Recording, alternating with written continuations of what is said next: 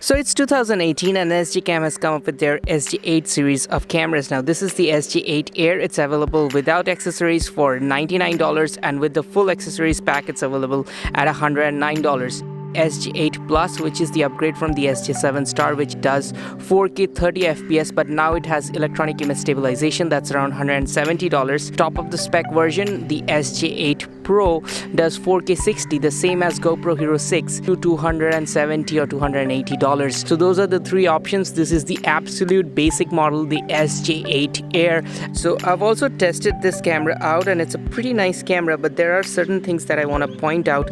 So first of all, I would like to take this camera out of the casing. Now usual SJCAM's casing systems, which I'm not a big fan of, it's kind of hard to take them out of the case, but it's nice snug fitting case and I like the quality of the casing. Now this is the SJCAM itself. I'm gonna do some peel offs here quickly, turn the camera on. I really like the big touchscreen and also that it has 1080p 30 fps written. The maximum it can do is 1296p. Worst thing about this camera is the 30 fps limit. It doesn't do 1080 60, which I definitely would have liked. Let's take a look at the specs. It's got a 14 megapixel Panasonic sensor with a 160 degree wide field of view, whereas the GoPro is around 170 degree, I believe. It does JPEG images and MP4 video. It's got a 1200 milliamp hour battery and it supports up to 128 GB micro SD card. Since you're doing only 30 FPS, that's gonna be more than 4 hours of recording in a single card. It's got a Type-C microphone input, which I'm not really a big fan of because Type-C microphones are very rare to find in the market. You're gonna have to stick to the SJ8's microphone. That's not very expensive. It's about $20 extra is what I believe, but I don't have a copy, so I cannot tell you about the audio quality, but we expect it to be good. Back, the touchscreen has a really good resolution and it's very easy to view in all kind of lighting conditions. It's a good quality touchscreen. I'm gonna go into the menus and you can see that how we have turned on the recording somewhat. So we can go into the menu and we can see how quickly the touchscreen is responsive. So that's a great thing. It's got time, video, still photo, time lapse, that is video time lapse, photo time lapse, and car mode. It's also got video plus photo, motion detection, and underwater, which is going to take care of your color correction in camera. Moving into the menus, you can again see how responsive and nice the touchscreen is. Here we have it. It does no 60 fps, not even 720p has 60 fps. I wasn't expecting that out of a camera in 2018, especially from an action camera. So everything is bound to 30 fps. I don't know if they can fix it in a firmware upgrade in future. I don't think so. Language, date, time, format, and all of that. Gimbal control is very funny actually. That's the stabilization settings, which is turned off by default, but I turned it on. So when you're setting up this camera, I'm going to show you. First of all, you're going to change the gimbal control to on if you want the stabilization. Timestamp, it has got a weird clock and date, and turn that off if you don't want that horrible looking timestamp. Sharpness, this has got strong, normal, and soft setting, so I would want you to go to the soft setting because that's the way I like it. In camera sharpness is pretty terrible. Leave everything else on, but you also have this another thing called watermarking, which is logo watermark. I found it here, and what I would want you to do is turn that off as well. I've turned it off already, otherwise that weird SJ8 logo would show up on your video and I would not know how anybody would want that. So really responsive touchscreen, really nice fit and finish, and got this tripod mount Q20. So that's always useful if you're shooting time lapses. When you start recording, you've got this nice blue lights blinking, so in all kind of conditions it's easy. Also on the top you have this red button glowing, so you can see if you can see the back of your camera, you can easily know if you're recording or not. So also very nice. I like the feel and touch of it. And you also have these plus and minus buttons if you want to redo your framing. That's very much like a GoPro, so you also have that. But when you're shooting at only 1080p, zooming in is obviously gonna affect the image quality. So let's take a look at what's inside the box. Now we'll pour everything down. First of all, there's this manual. It's always detailed, and if you need some help, and obviously it has all the things required. But this is a pretty simple camera, one of the easiest to operate, so I'm not really much bothered about it. This is the SJCAM stickers. If you're interested, if you're a brand fanboy, you can use them.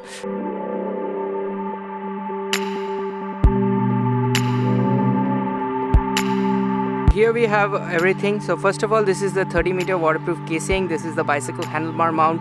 These are some curved and flat mounts which go onto your helmet. This is something unique from SJCAM. It is the 360 swivel mount, so that's useful if you want to reorient your camera. This is the touch back door, which reduces the waterproof capabilities to 3 meters, but you can operate this touchscreen through the back door. So if you're not going into too much water, you can replace this back door with that one. And these are obviously the long arm from the old GoPro days. This is the short arm. You have a couple of clips, a few extra screws are also given. I've kept one screw at home actually. So this is the tripod adapter. If you're gonna put it to tripod with the waterproof casing, this is useful. If you're gonna put it directly, obviously we already have a tripod mount right below the camera. And that's about it. This is all that comes with it, the wipe cloth. So testing out the SJ8 Air cam's video quality, we're rolling at 1296p at 30 fps. This is the highest resolution that the camera is capable of doing. And yes, I know it's just 30 fps. So we've got a busy road over there, so we're kind of getting some traffic noise. I think the camera mic will pick it up. So we are out of the waterproof casing. I'm using the tripod mount at the bottom to use it as a handle, like I'm carrying it on a small tripod. Now we're gonna take a look at some of the detailing by going close to the plants. Like, take a look at how the ribs of this works, like the ribs on the leaves, and also some color reproduction. Looking at that, some of that.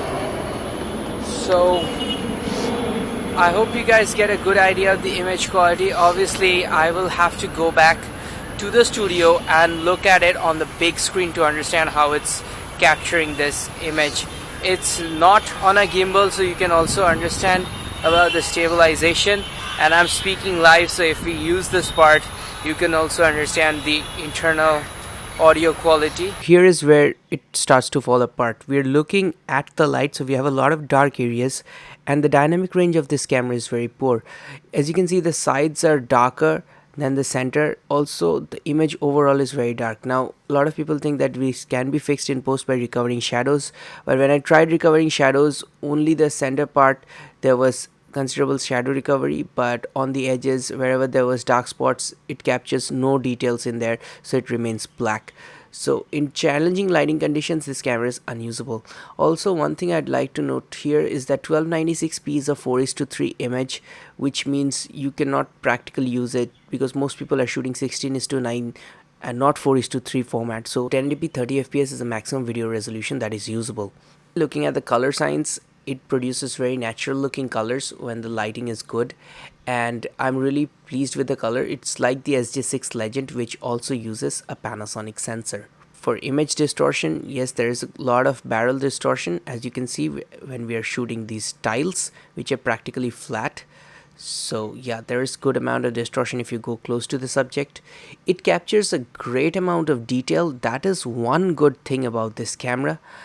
And even in the low sharpness setting, it is capturing a lot of detail in that tree bark. So sharpness is good, but dynamic range is not there at all. Color science is good, but again there is a lot of distortion.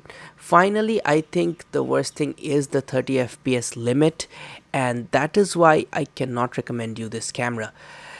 I tried taking some photos. Again, those are in 4:3 format, which is perfect for photos.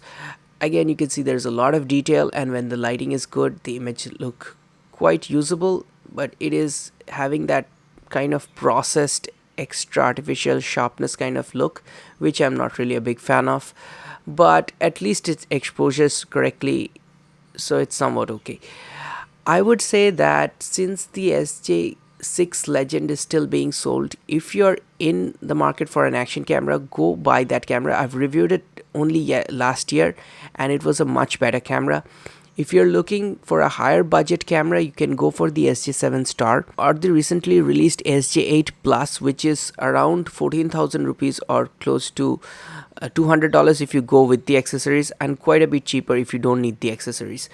I recommend these cameras because I've tested them out, not the SJ8 Plus, the SJ7 Star and the SJ6 Legend, and I think those will serve you better because they have 60 fps in 1080. SJ7 Star has 4K and it has even 240 fps in 720p. This camera has good body, good touchscreen, good battery life, but because of the image quality and the 30 fps limit, I want you to buy the SJ6 Legend and not this camera. So I hope this review was helpful for you guys, and I would never recommend something that I don't like. So go ahead and buy the SJ6 Legend if you're on a budget, or look at the SJ7 Star or the SJ8 Plus. Thanks for watching, and I'll see you very soon. This is Rahul. Goodbye.